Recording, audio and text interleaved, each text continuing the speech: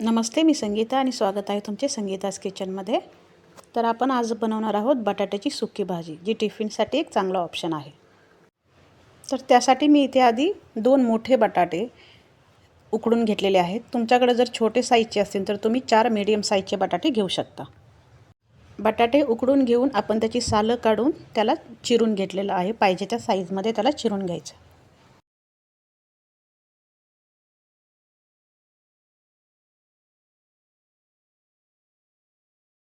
मसाला बनवण्यासाठी आपण इथे घेतले आहेत 2 मीडियम साईजचे कांदे, 1 टोमॅटो, 12 ते 15 लसणाच्या पाकळ्या, मिरच्या, हिरव्या मिरच्या ज्या आहेत त्या आपल्या तिखटच्या अंदाजानुसार घ्यायच्या आणि कोथिंबीर। मिक्सरच्या छोट्या भांड्यामध्ये आपण कोथिंबीर, लसूण आणि हिरव्या मिरच्या याची एक पेस्ट करून घेणार आहोत। पाणी न घालता आपल्याला ही पेस्ट वाटून घ्यायची आहे। असा हिरवा मसाला आपला तयार झालेला आहे, त्याला आता आपण साईडला ठेवायचं। कांदा आणि टोमॅटो पण आपण बारीक चिरून घेतलेला आहे। कढईमध्ये साधारण 1.5 चमचा तेल टाकायचं आहे आणि तेल जरा गरम झालं की मग त्याच्यामध्ये आपण टाकणार आहोत अर्धा चमचा मोहरी। भाजी करताना नेहमी लक्षात ठेवा की तेल जे आहे ते थोडंसं गरमच पाहिजे, म्हणजे भाजीला जो तडका बसतो तो छान बसतो।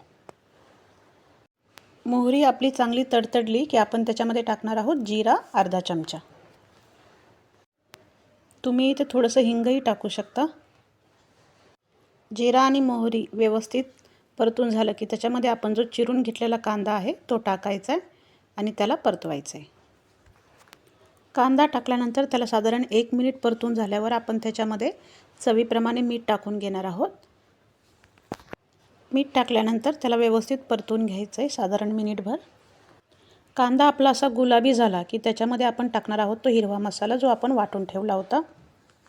साधारण 1 ते 2 मिनिटं आपल्याला हा मसाला परतून घ्यायचा आहे, जोपर्यंत लसणाचा कच्चा वास जात नाही तोपर्यंत। इथे कांदा आपण खूप असा जास्त परतून नाही घेतलेला, गुलाबी रंग होईपर्यंतच परतून घेतलेला आहे।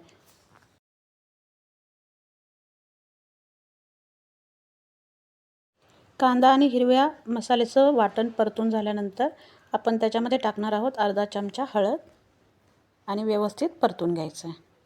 त्यानंतर आपण त्याच्यामध्ये टाकणार आहोत चिरून घेतलेला बारीक टोमॅटो। टोमॅटो टाकल्यानंतर त्याला असा मऊ होईपर्यंत शिजवायचं आहे। त्यासाठी आपण 1 ते 2 मिनिट इथं झाकण लावून ठेवलं होतं।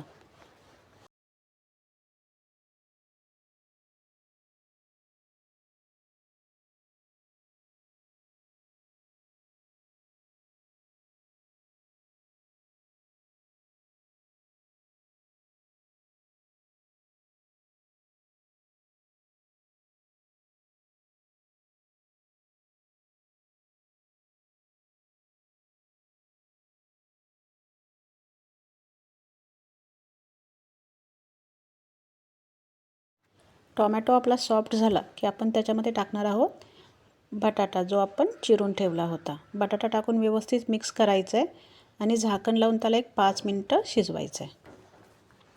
5 मिनिटानंतर त्याच्यावरती हिरवी कोथिंबीर टाकायची आहे आणि झाकण लावून ठेवायचं आहे आणि गॅस आपल्याला बंद करायचा।